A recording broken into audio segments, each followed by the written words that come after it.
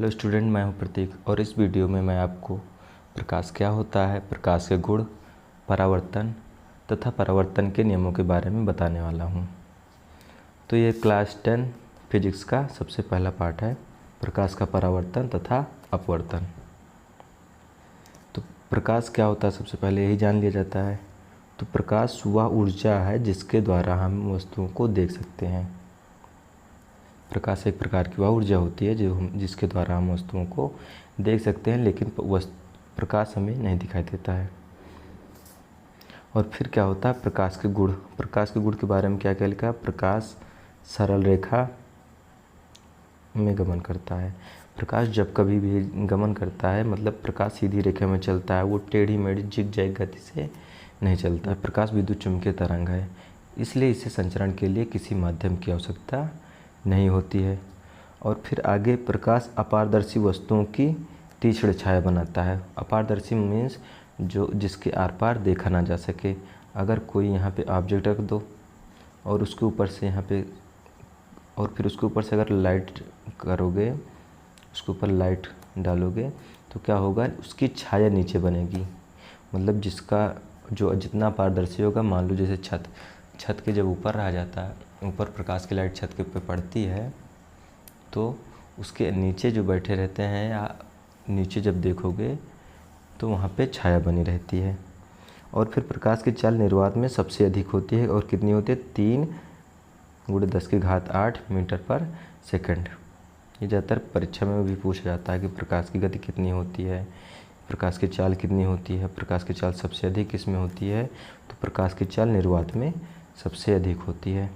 अब प्रकाश का परावर्तन कैसे होता है? उच्च कोटि की पालिश किया हुआ पृष्ठ दर्पण अपने पर पड़ने वाले अधिकांश प्रकाश को परावर्तित कर देता है।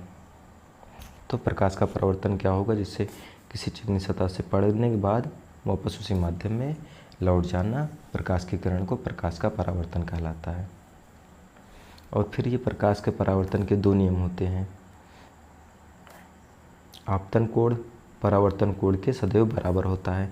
आपतन कोण कब होगा? जैसे ये आने वाली लाइट जो दर्पण पे जो आके गिरती हैं वो होती हैं आपतित। आपतित मतलब गिरना। जो किरणें गिरती हैं उसको आपतित बोला जाता है। यहाँ पर होता है आपतन बिंदु, जो यहाँ पॉइंट मिला है। और जब इस पे 90 डिग्री कोण बना देते हो इस तरह, तो वो बोला जाता है अभिलंब।